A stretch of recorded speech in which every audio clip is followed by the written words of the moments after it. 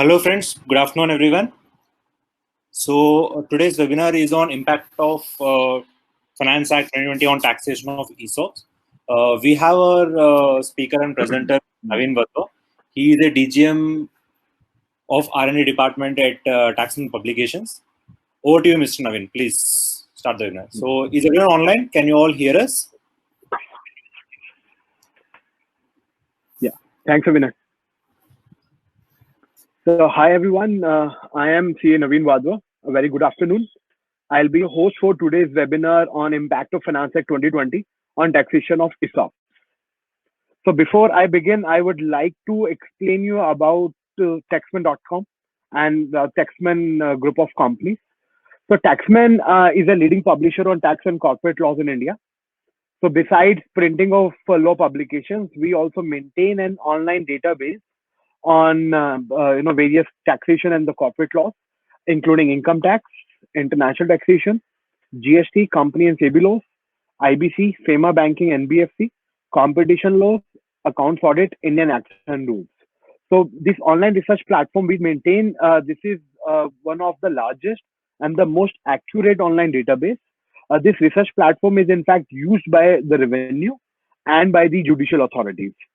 So our main products include books, journals, online and offline research platform, tools for tedious compliances. We have developed the national website of Income Tax Department, which is incometaxindia.gov.in, and we also maintain it with our technology and editorial support. So this is about Taxman. And so before we start this event, I would like to give you a few tips for all the participants. Your mic will be on mute. So during the event, you won't be able to say anything. You won't be able to communicate during the session through your voice, but you can post your queries through the chat box, which is on your right-hand side. I'll try to answer all your queries after the session or during the session by my R&D team. They will try to, give response to all your queries. After the session, you will get the copy of this presentation for your future references.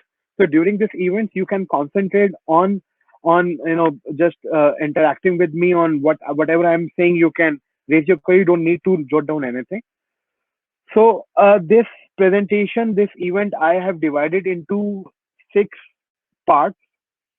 More discussion I'll have on the deferment of taxation, which is a new change by the Finance Act 2020.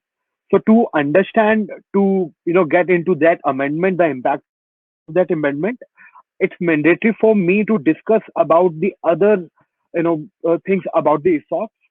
That means I have divided this entire event into introduction about ESOPs, taxation of ESOPs that may arise at the time of allotment of shares, deferment of tax, taxation of ESOPs that may arise when the shares are transferred, and the overview of taxation of ESOPs. So during this event, I'll use both the languages, English and Hindi. So both the languages are important for some of our participants. So to start with, let's get into the introduction part. Current provisions of the Income Tax Act require levy and collection of tax in the same financial year in which an income is taxable.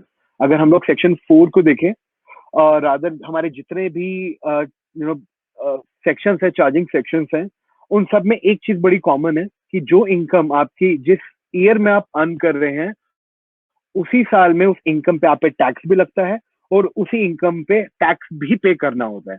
चाहे हम salary की बात करें, house income from house property की बात करें, पीजीवीपी की बात करें, कैपिटल गेन्स की बात करें और इनकम फ्रॉम अदर सोर्सेज की बात करें. However, there are few exceptions to this general principle, wherein the taxes are deferred to the subsequent year. The income is still calculated in the year in which it has been earned, but the payment of tax is deferred to subsequent year. Or sometimes the income itself is deferred to the subsequent year. So we have, I would like to mention 2 examples, section 145B and section 45 subsection 2. Section 145B में 2 बहुत common examples हैं हमारे पास, interest on compensation and enhanced compensation. ये दोनों income आपकी उस साल में टैक्सेबल होती है जिस साल में आपको इंटरेस्ट इनकम रिसीव की जाती है। तो सेक्शन 145B में इसका जिक्र किया गया है। दूसरा जिक्र किया गया है गवर्नमेंट ग्रांट्स के बारे में, सेक्शन 2 क्लोज 24 एक्ट में ट्रिपल आई के अंदर रेफर किया गया है। इस इनकम की भी टैक्सेबिलिटी उस साल में होती है जिस साल में ये रिसीव होती है। However, this principle is supported by a principle given in ICTS 7. So ICTS 7 में उन्होंने क्लियरली लिखा है कि गवर्नमेंट ग्रांट्स आपकी टैक्सेबल होगी उस साल में जिस साल में एक रीजनेबल एश्योरेंस आपको मिल जाती है कि ग्रांट को रिसीव करने की जो कंडीशंस हैं आप उनको फुलफिल करेंगे और उस वो ग्रांट आपको मिल जाएगी। तो ये we have the another exception. So we have third exception in section 45 subsection 2, which says when you convert your capital asset into stock and trade, so your income is computed in the same year, but it is taxable in that year in which you sell your stock and trade. So we have various examples, various scenarios wherein the income is calculated in the same year, but the tax thereon is deferred to the subsequent year. So on similar principle, Finance Act 2020 has deferred the collection of tax on the value of perquisites that may arise from the allotment of shares under ESOPs. I would like to repeat it again. Finance Act 2020 has just deferred the collection of tax on the value of perquisites. It has not deferred the computation of income to the subsequent year. This is very crucial point. कुछ लोगों को ये doubt होगा कि मेरी उस income अगर tax की पेमेंट डेफर हुई है तो कैलकुलेशन भी डेफर होगी। ऐसा नहीं है, क्योंकि इंडिविजुअल्स जो हैं वो स्लैब रेट पे टैक्सेबल होते हैं। तो जो परक्यूजिट अराइज हो रही है by allotment of shares under ESOP, वो परक्यूजिट वैल्यू आपकी इनकम के अंदर ऐड होगा, जिसकी वजह से आपका जो रेट ऑफ जो हायर स्लैब में फॉल करते हैं वो आप पे अप्लाई हो जाएगा। तो दिस इज द इम्पैक्ट। तो आपकी इनकम के अंदर इस परक्यूजिट वैल्यू को इंक्लूड किया जाएगा। आप इस तरीके से वो टैक्स को रेफर करेंगे। ये हम अपने चौथे हिस्से में करेंगे इस इवेंट के। तो ये हुआ हमारा introduction. So going to next slide. So next slide we'll talk about ESOPs. ESOPs are not a new concept. बहुत पुराना कॉन्सेप्ट है, बहुत लोग जानते भी।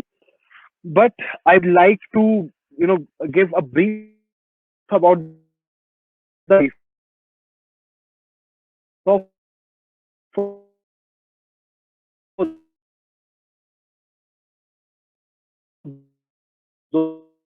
who do not know much about the ESOP. So ESOP is a remuneration scheme. It's an employee benefit scheme. ESOP through the scheme, a company provides options the employees to acquire shares at market price or free of cost. I can see few comments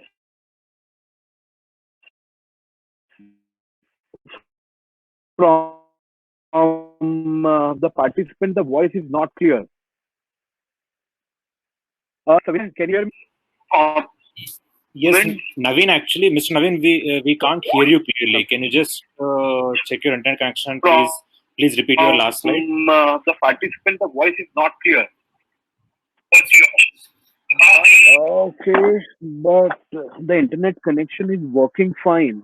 The speed is also good, but I don't know why there is a problem with my voice. Let me check again. Am I audible now? So some users are saying I am audible now. Is it okay? Audible now, it's fine. Yes. Okay. So I am restarting. So I'll take this slide again. So what are ESOPs? ESOPs is it's not a new concept. It's a very common concept. But still, for those who do not know about it, some young chartered accountants or some people who do not know about this concept, they may have joined us. So ESOP is an employee benefit scheme. It's a remuneration scheme. So ESOP is an acronym which we use for employee stock ownership plan or employee stock option plan. So through ESOPs, companies gives an option to the employees to acquire stake in the company at a discounted price or at free of cost. So through ESOPs, it helps the company and the employees to achieve two purposes, both for the company and the employees. It gives motivation to the employees to own a stake in the company. So when they own a stake in the company, they feel responsible for the performance of the company. It helps the company to retain the top talent. So sometimes you must have observed that the startups are rather than paying good remuneration in monetary forms, they are giving shares to the top talent of the company so that they can retain them. They can have stake in the company.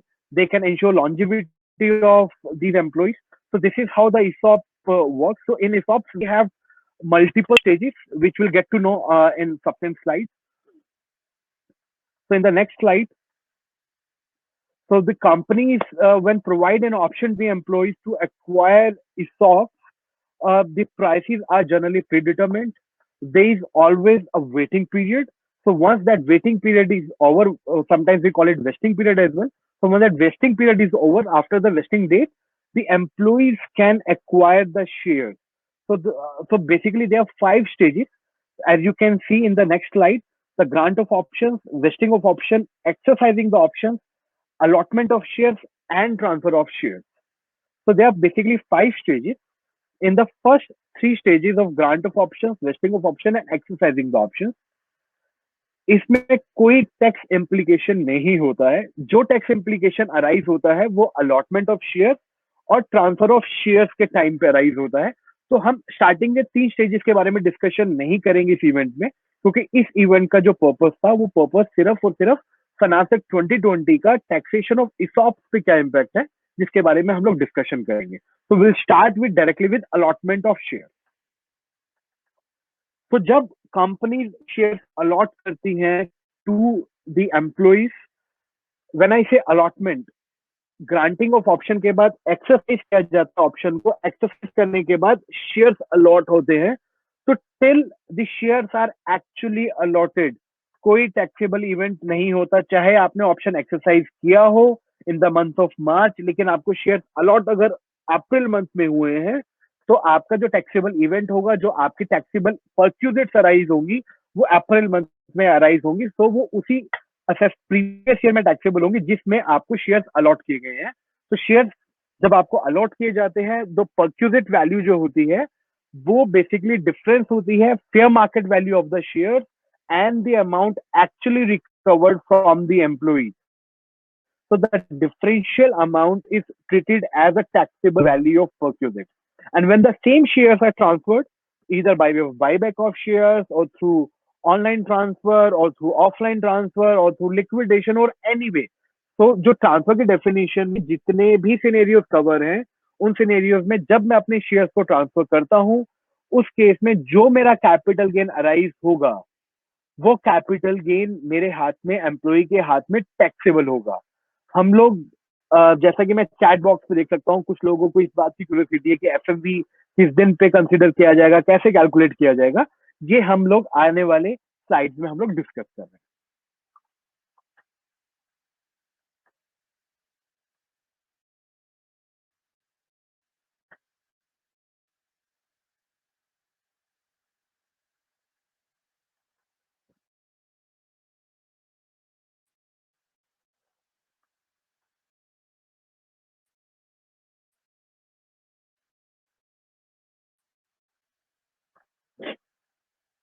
So how do we calculate the purchase value? Rule 3 सब rule 8 of income tax rule में इसके बारे में काफी गजब दी हुई है कि जो इसॉप के शेयर, इसॉप में शेयर अलॉट किए जाते हैं. Still I can see a few people are complaining that my voice is not coming. Guys, can you please check your net connection because my internet is working fine.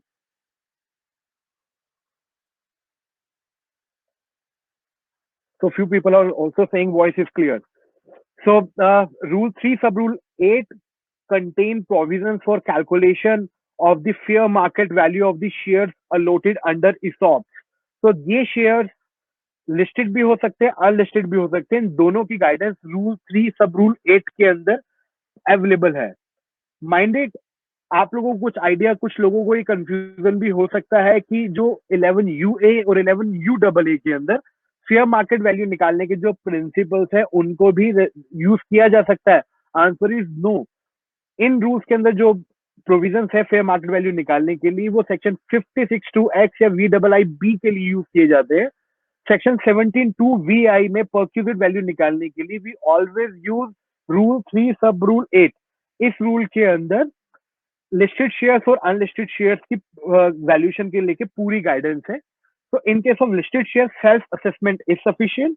In case of unlisted shares, a report from a merchant banker is must. So we'll talk about these provisions in detail in the subsequent slides. So you need to calculate the fair market value of the share first. Then you need to determine the price paid by the employee to get those shares under the ESOP, and the difference between these two figures, if the value determined in step 1 minus value determined in step 2 multiplied by the number of shares allotted to the employee, the differential amount is the value of the perquisite, which is taxable under the head salary in the hands of the employee in that year in which shares are allotted.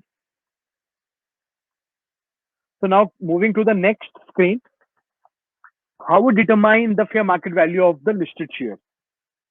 So we have two slides, one for the determination of FMV of the listed shares and for the unlisted shares. So it depends on two factors. If your shares are listed on one stock exchange or multiple stock exchange, is it trading of in shares on the date of exercise of option? If yes or if no.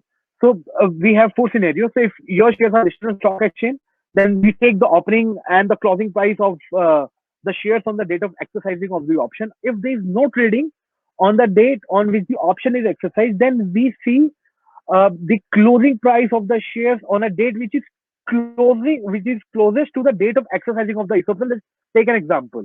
The option is exercised on Saturday. Since stock markets do not work on Saturday, then we have the closing price on Friday as well as on Monday. So, but for this purpose, for the calculation of perquisite value, we'll consider the closing price of the share as on Friday. So the Friday's closing price will be considered as the fair market value of that share. And so similarly, we have principle if the shares are listed on more than stock exchange, if shares are listed on NSE and BSE, so the main principle applies, but we consider that stock exchange which has recorded highest volume of trading that share.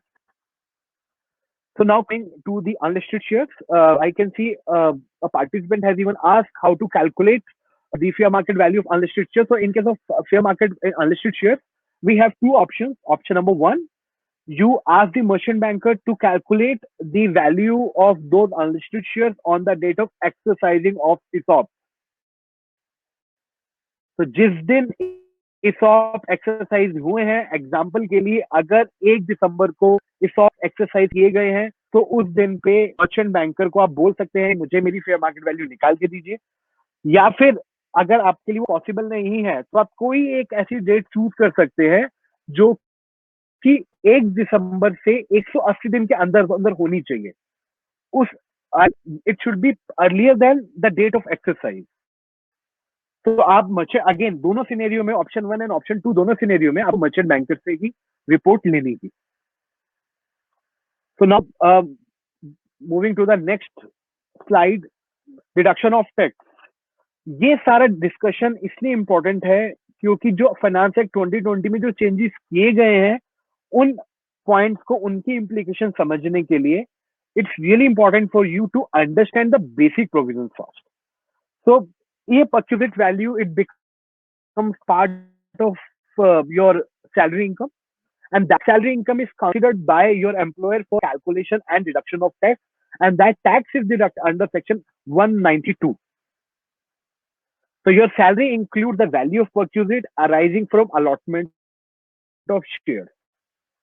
If your employer doesn't deduct the tax or he fails to deduct the tax, then it becomes liability of the employee to pay the advance tax or self-assessment tax on that income. And this provision is contained in section 191. मैं फिर से repeat करता हूँ, section 191 and 192 ये दो sections ऐसे sections हैं जो कि बताते हैं कि आपको टैक्स काटना होगा. अगर एम्प्लॉयर सैलरी पे कर रहा है, टीडीएस काटना होगा. 192 में अगर एम्प्लॉयर टैक्स नहीं पे कर पाया तो एम्प्लॉय को एडवांस टैक्स और सेल्फ असेसमेंट टैक्स पे करना पड़ेगा सेक्शन 191 में. फाइनेंस एक्ट 2020 ने इन्हीं प्रोविजंस के अंदर चेंज किया है. फाइनेंस एक्ट 2020 ने सेक्शन 17 सबसेक्शन 2 क्लोज VI के अंदर कोई चेंज नहीं किया है। ये एक बहुत बड़ा इम्पैक्ट है इसका, जिससे आपका सिर्फ TDS अमाउंट या फिर जो आपको सेल्फ असेसमेंट टैक्स पे करना है, उस पेमेंट, उस प्रोविजंस के अंदर इन्होंने डेफरमेंट के प्रोविजंस इंट्रोड्यूस किए हैं। इनकम आपकी अभी भी कैलकुलेट होती है उसी तरीके से जिस तरीके से आपकी हर साल कैलकुलेट होती है। इसमें भी एक और कैच है, ये जो डेफरमेंट है, ये डेफरमेंट भी सिर्फ एलिजिबल स्टार्टअप को इसका बेनिफिट दिया है। तो what are those eligible startup, हम इसके बारे में भी सब्सिक्वेंट स्लाइड में डिस्कस करेंगे। So moving to the next part of the presentation, deferment of tax. So amendments by the Finance Act 2020. So why this amendment has been made? So generally, employees do not get any immediate monetary benefits due to allotment of shares under the ESOP. So because of that reason, sometimes even they have to forego their salary to pay the amount of tax which is corresponding to the purchase value. That generally in case of startup, the fair market value of their shares are generally on a very higher side because they command premium on the basis of their ideas. So employees have to pay a very huge amount of tax on their purchase value. So because of that, it becomes a burden on their cash flow. So just to avoid that situation, just to to reduce the burden of those employees, Finance Act 2020 has deferred the payment of tax on those purchased value, and this benefit shall be available only to the employees of an eligible startup. I repeat again, only the collection of tax has been deferred. The income is still computed in the year in which shares are allotted. The taxable value of purchases shall be considered for calculation of tax and surcharge thereon. इसमें हम example subsequent slide में समझेंगे. So you can see the Finance Act 2020 ने किन किन sections के अंदर amendment किया. Section 192 which is for the deduction of tax, section 140A which is for payment of tax, self-assessment tax, 191 which is payment of tax by the employee directly if employer does not deduct the tax, section 156. If employee does not pay the tax, then assessing officer is empowered to issue notice of demand. So moving to the next slide.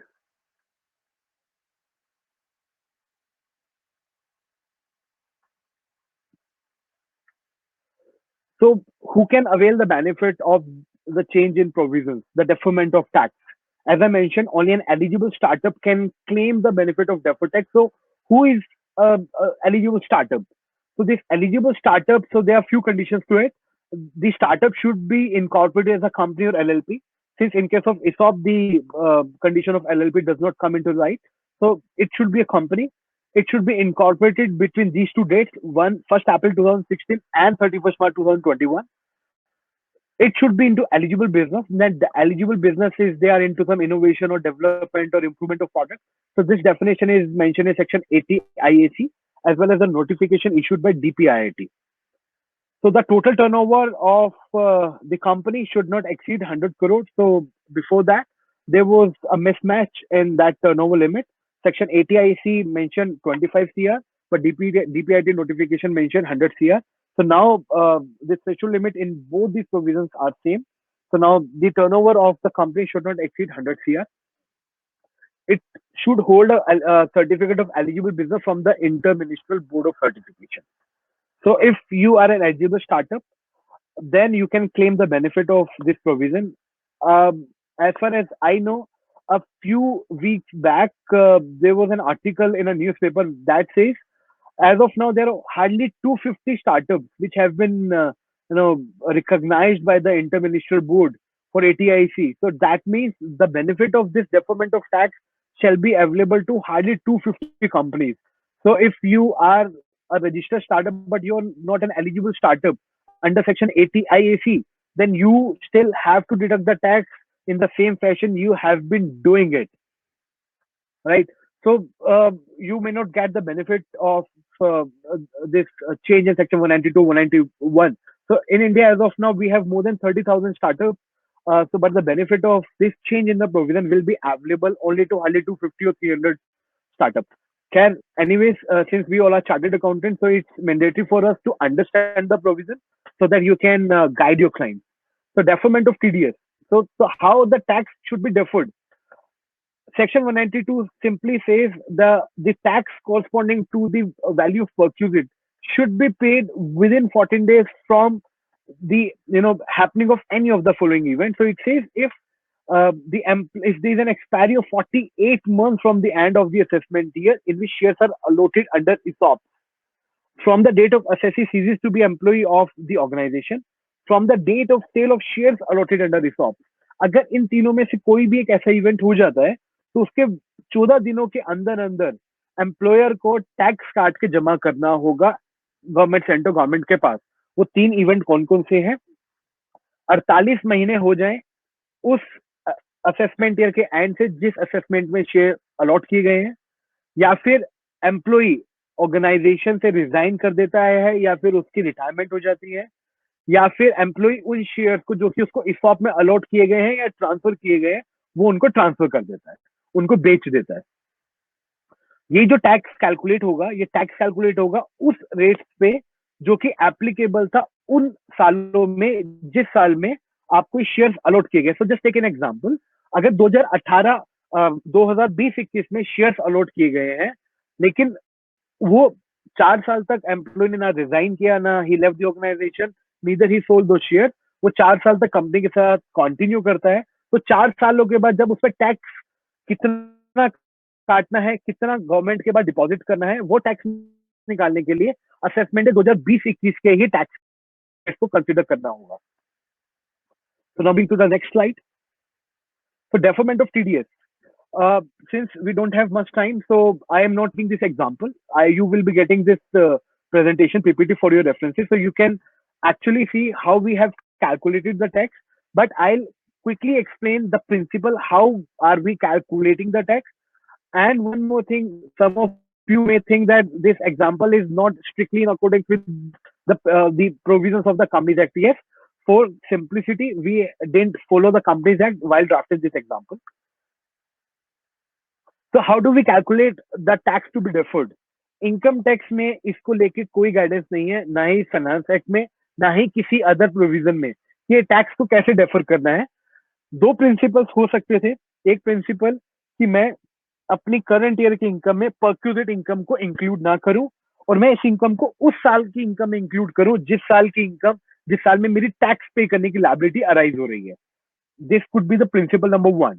And the principal number 2 could be I include my perquisite value in my current salary income and I calculate tax on it, and I divide the tax amount proportionately into my total income excluding perquisite value and total income including perquisite value.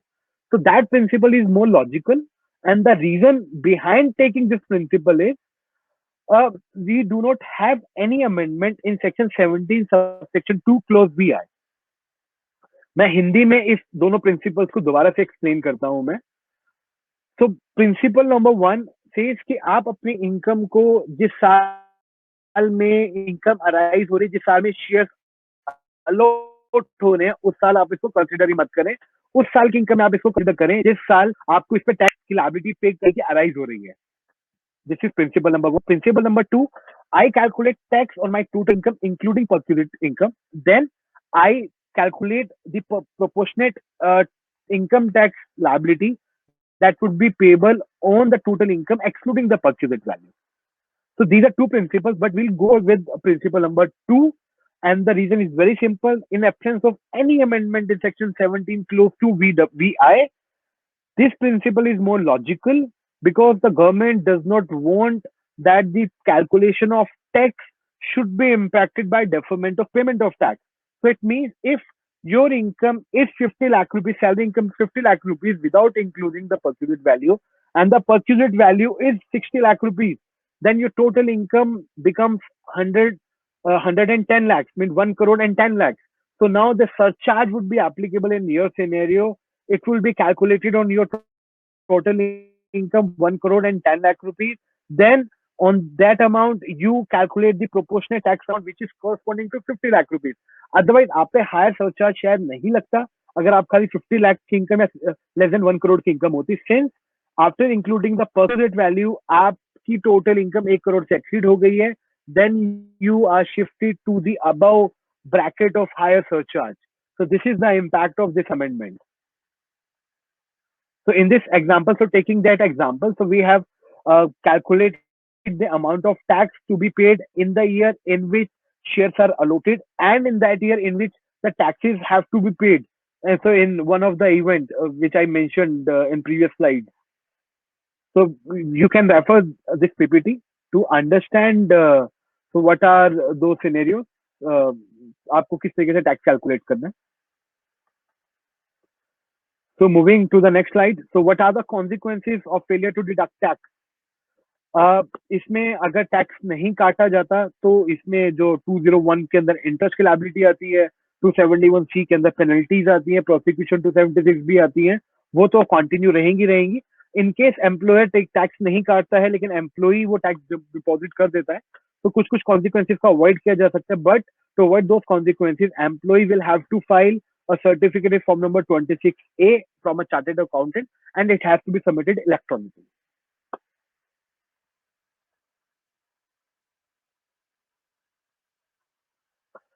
So direct payment of tax by employees. As I mentioned earlier, so event wahi teen same hai, 48 months or from the date employee ceases to be with the organization, or from the date the shares are sold.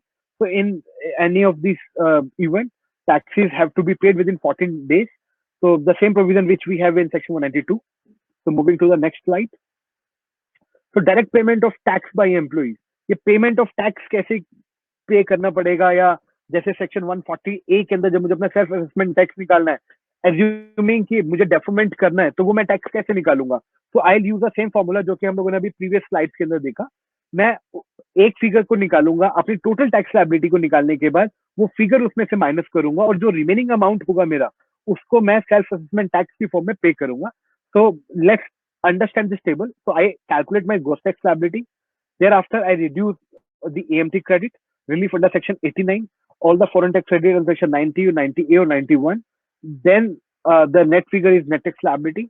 Therein, I add the interest amount under section 234A, B, C, or F. And from the aggregate tax liability, I reduce the TDS, TGS, and advance tax. So thereafter, I have to reduce the deferment of tax or interest in respect of ESOP. Since इसके बारे में कोई guidance नहीं है कि मैं इसको कैसे माइनस करूंगा, तो सिंस मैं टोटल ग्रॉस टैक्स लायबिलिटी को ही मैं प्रोपोर्शनली डिवाइड करने के बाद मैं उसको as a deferred amount of tax की फॉर्म में इसको मैं माइनस करूंगा. हम एज्यूम कर रहे हैं कि जब आईटीआर फॉर्म्स आएंगे उसमें इसको लेके प्रॉपर अमेंडमेंट चेंजेस कर दिए जाएंगे, सो दैट आप अपनी डेफर्ड अमाउंट टैक्स को दिखा पाए, सो दैट सब्सिक्वेंट ईयर में जो असेसिंग ऑफिसर है या जो सीपीसी है वो वेरीफाई कर पाए कि जितना अमाउंट डेफर हुआ था सेम अमाउंट ही उस सालों में पे किया गया. So taxation of ESOP. So when the shares are transferred, so there is another tax liability. इस टैक्स लायबिलिटी पे डेफरमेंट ऑफ टैक्स का कोई इम्पैक्ट नहीं होगा. ये एज ए सेम फॉर्म में लगेगा जैसा कि हम लोगों ने इनिशियल स्लाइड से भी देखा था. This is one of the trigger event जिसके बाद से सेक्शन 192 या 191 के अंदर टैक्स लायबिलिटी पे करने का इवेंट अराइज हो जाता है. तो इस इवेंट का परचेज वैल्यू से कोई कनेक्शन नहीं है. परचेज वैल्यू अलग से टैक्सेबल होगी, कैपिटल गेन जो अराइज हो रहे हैं वो अलग से टैक्सेबल होंगे. तो ये कैसे टैक्सेबल होंगे, ये आपके under the head capital gain में टैक्सेबल होंगे. इसको कैलकुलेट करने के आपके जो जनरल प्रिंसिपल है जो सेक्शन 112 या 112A और 111A के अंदर लगते हैं, सेम प्रिंसिपल्स आपके यहाँ पे लगेंगे. लिस्टेड शेयर हैं तो वो 12 मंथ से अगर ज्यादा उनको होल्ड किया हुआ है तो वो लॉन्ग टर्म माने जाएंगे. अनलिस्टेड शेयर के केस में 24 मंथ से ज्यादा होल्ड किया हुआ है तो उनको आप लॉन्ग टर्म कैपिटल एसेट मानेंगे. आपको अपनी कैपिटल गेन निकालने के लिए पीरियड ऑफ होल्डिंग निकालनी होती है. पीरियड ऑफ होल्डिंग हम कैलकुलेट करते हैं from the date on which the shares are allotted. Mind it, not from the date on which the option has been exercised. कुछ प्रोविजंस में हम लोग एक्सरसाइजिंग ऑफ ऑप्शन को महत्व देते हैं, कुछ प्रोविजंस में हम लोग अलॉटमेंट को महत्व देते हैं. जैसे हम लोग फेयर मार्केट वैल्यू निकालने के लिए उस डेट को वैल्यू करते हैं जिस डेट पे हम लोगों ने ऑप्शन एक्सरसाइज किया है. लेकिन परचेज वैल्यू टैक्सेबल के लिए या फिर कैपिटल गेन में पीरियड ऑफ होल्डिंग निकालने के लिए हम लोग डेट ऑफ अलॉटमेंट को रेफर करते हैं. कॉस्ट ऑफ एक्विजिशन आपकी वही कॉस्ट ऑफ एक्विजिशन होगी जो आपकी परचेज वैल्यू के अंदर कंसिडर की गई है. which is basically the FMV, fair market value, on the date on which the option has been exercised, or within 180 days earlier than the date from which on which the option has been exercised. So what are the tax rates? If these are listed shares and short-term capital gain, then 15%. Unlisted shares है तो normal tax rate आपका taxable होगा. Long-term capital gains है तो 10% पे taxable होगा. और 112 ए के हिसाब से 1 लाख से एक्सीड कर रहा है तो ही टैक्सेबल होगा, 1 लाख से कम है तो आपका ये एग्जाम्प्ट होगा. आपकी टोटल कैपिटल गेन को आपको कंसिडर करना पड़ेगा लॉन्ग टर्म, चाहे वो इसॉप वाले शेयर्स को ट्रांसफर करके है या आपके नॉर्मल स्टॉक मार्केट के शेयर्स को ट्रांसफर करके है. एंड सेकंड, रेजिडेंट है तो विद इंडेक्सेशन 20%, नॉन रेजिडेंट है तो 10% without indexation. So overview. So let's take an overview of what we have discussed. So we'll spend 5 minutes on this slide. Taxation of ESOP. So at the time of allotment of shares, so what is the nature of that income? It's in the nature of purchase. How do we calculate? So the fair market value of shares at the time of exercising of option or 180 days, as the case may be, minus the amount recovered from the employee, multiplied by the number of shares allotted under the ESOP. They are taxable as purchase. So in the hands of resident as well as non-resident, they are taxable as per the applicable tax rate, the normal tax rate. So, but in case of eligible startup, the tax thereon shall be paid in subsequent year when any of those three events are fulfilled. So at the time of sale of shares, if it's a short-term capital gain, the sale consideration minus cost of acquisition. Cost of acquisition means the fair market value considered for calculation of purchase would be your short-term capital gains. अगर ये listed shares हैं तो 15% पे taxable होंगे, resident taxpayers के हाथ में, otherwise normal tax rate पे taxable होंगे. अगर ये non-resident है तो भी 15% पे taxable होंगे listed shares और otherwise normal tax rate पे taxable होंगे. Long-term capital gains है. Long-term capital gains, the calculation would remain same. The mechanism for calculation of capital gain would remain same, except the cost of acquisition will be replaced by indexed cost of acquisition. So in case of resident taxpayers, they will be taxable at the rate of 10% under section 112A, and the indexation benefit will not be available. So otherwise they'll be taxable at the rate of 20%, and in case of non-resident, they will be taxable at the rate of 10% without indexation. So this is all about the taxation of ESOP and the impact of the Finance Act on the taxation of ESOP. जैसा कि हम लोगों ने अभी सीखा कि Finance Act 2020 ने जो चेंज किए गए हैं उसमें कुछ रिलैक्सेशन तो दी गई है, लेकिन उस रिलैक्सेशन का बेनिफिट काफी लोगों को नहीं मिला है. कुछ एक गिनती के चुनिंदा स्टार्टअप्स हैं जिनको उनका बेनिफिट मिला है. Anyways, since we all are chartered accountants, it's mandatory for us to understand all the provisions, the impact of the Finance Act. So we'll be doing more seminars to decode the provisions of the Finance Act. Just stay connected with us, and to know more about the analysis of the provisions in the Finance Act. हम लोगों ने काफी सारे analysis taxing.com पे upload करते हैं, regularly upload करते हैं. कुछ एक हमारे एनालिसिस तो फ्रीली भी अवेलेबल है. You just need to do the sign up करने के बाद आप उन आर्टिकल्स को डाउनलोड भी कर सकते हैं, रीड भी कर सकते हैं, शेयर भी कर सकते हैं. And so I still have 5 minutes, so I'll take few queries posted by the participants. Can you please elaborate principle number 2 again?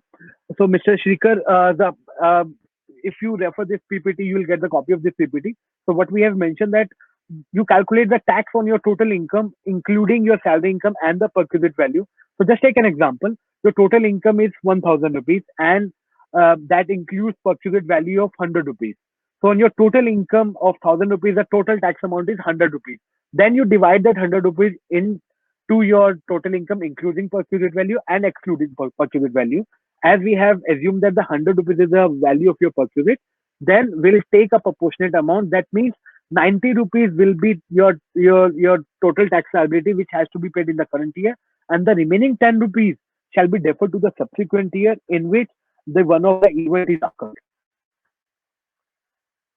So how you get this? आपके पास वितेश जी, आपके पास मेल आ जाएगा इस पीपीटी का. सिंस आपकी मेल आईडी जो participants हैं, आपके पास, हमारे सबके पास मेल आईडीज हैं, आपके पास ये मेल आ जाएगा. And what would be the taxability in the hands of employee where startup fail later on. आप जिन यूजर्स की फैक्चुअल बेस्ड क्वेरीज हैं, मैं इस प्रेजेंटेशन में मैं प्रिंसिपल बेस्ड क्वेरीज को लेना बेटर समझूंगा. आप लोगों की फैक्चुअल बेस्ड क्वेरीज है, you can drop us an email sales@taxman.com। हम आप कोशिश करेंगे आपकी सारी की सारी क्वेरीज का हम लोग जवाब देंगे, जो कि कोशिश कीजिएगा खाली इस शॉप से रिलेटेड आप हमारी क्वेरीज ही पूछ सकते हैं। और please tell the website again, taxman.com, taxman.com। आप गूगल पे सर्च कर सकते हैं। आप इस स्लाइड में जो ऊपर लोगो लिखा हुआ है उस लोगो को यूज करके admin.com लगाइए, आप डायरेक्टली हमारी साइट पे लैंड करेंगे। Tax implication of the company, companies पे टैक्स इम्प्लीकेशन सिर्फ यही है कि उनको 192 में थोड़ी सी राहत दी गई है कि आपको उस साल में टैक्स नहीं काटना, क्योंकि कंपनीज के लिए दिक्कत ये आती थी कई बार इस सॉफ्ट परचेज की वैल्यू इतनी ज्यादा हो जाती थी कि एम्प्लॉय की सैलरी से रिकवर करना मुश्किल होता था। तो ऐसे केस में उनके ऊपर इंटरेस्ट की लायबिलिटी आती थी। तो यहाँ पे कंपनीज के लिए कुछ रिलैक्सेशन है कि उनको आप टैक्स काटने की कोई रिक्वायरमेंट नहीं है। Vinay ji, good PPT and explanation informative. Mister Naveen, thanks a lot. What is the impact of section 8 with reference to section 192? So section 8 के अंदर डिविडेंड की टैक्सेबिलिटी है, उसका इससे कोई कनेक्शन नहीं है। We are company secretary, that's good. अगर आप कंपनीज एक्ट में फाइनेंस एक्ट 2020 का कोई इम्पैक्ट नहीं है। आप जिस तरीके से अपनी स्कीम बना के फाइल करते हैं वो एज इट इज रहेंगी, उन पर इसका कोई इम्पैक्ट नहीं आएगा। FMP use for determination of purchase it shall be cost of acquisition. Yes, you are right. मेरी टीम ने ही मैसेज किया है। Your voice is not audible. Cost would include at the time of decision. So I think that's for all. I still have 2 minutes, so I'll take a few more queries. What if employees offer NPTR in the year of allotment and later decide not to go for it? Please explain such a scenario. In the year of allotment, then later decide not to go for it. तो अगर shares allot ही नहीं होते हैं उस case में कोई tax implication नहीं आएगी। अगर आपने इस ऑप्ट को एक्सरसाइज किया लेकिन शेयर्स का अलॉटमेंट नहीं होता तो इस पर कोई इम्पैक्ट नहीं आएगा। What is the period of holding for transfer of ESOP? आपकी जो पीरियड ऑफ होल्डिंग होगी वो कैलकुलेट की जाएगी from the date on which the shares are allotted, not from the date of granting of option और vesting of option और exercising of option. आपको ये कैलकुलेट होगी उसी डेट से जिस दिन पे आपको शेयर एक्चुअली अलॉट किए गए हैं। तो रोहित अग्रवाल, आपका भी सेम क्वेरी है जो मैंने अभी आंसर किया। Nice presentation, easy to understand, thanks a lot, good presentation. We'll be getting the PPT or mail. Yes, आप Shri Hari Rao, you'll get this presentation on your email. Can company takes tax deduction on ESOP based on FMV as applicable to tax deduction? Sir Amit ji, आपका जो सवाल है कि क्या इसमें deduction allow होती है नहीं होती है, इसमें काफी सारे कंट्रोवर्सीज हैं। इसमें बेंगलोर ट्राइब्यूनल का एक पॉजिटिव फेवरेबल जजमेंट भी है जिसमें उन्होंने अलाउ किया गया है। यहाँ पे कॉन्ट्राडिक्शन है between accounting standard, accounting principles and the tax principles. Tax principles में कोई गाइडेंस नहीं होने की वजह से जनरली एक डिस्प्यूट रहता है between tax payers and the revenue. Revenue हमेशा इसको डिसअलाउ करता है, टैक्स पेयर हमेशा इसका डिडक्शन क्लेम करता है क्योंकि अकाउंटिंग प्रिंसिपल्स इसकी परमिशन देते हैं। लेकिन since in absence of any principle, I would say it's a litigatory matter. आप taxman.com पे जाके बेंगलोर ट्राइब्यूनल का केस रेफर कर सकते हैं। If I am not mistaken, I think Infosys का केस है जिसके अंदर इसके बारे में डिस्कशन किया गया है।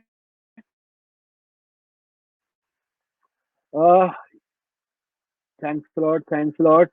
So guys, thanks a lot. I have come my 45 minutes, so it's really nice. So we have more than 400 participants on this presentation. So we'll be doing more webinars on more concepts of finance and income tax act. Thanks for joining us. See you. Bye-bye. Take care. Your patience and time. So all further comments or questions, you can post it on our Facebook page, which is facebook.com/taxmanindia. I've just posted that in the comments. We have our entire video recording there. You can post your comments on the replies or comments there, and we'll be happy to answer all of them. Thank you one and all. Thank you once again. Yes, everyone, we'll share you this entire PPT by end of the day. You will have a mail in your registered email address. Thank you.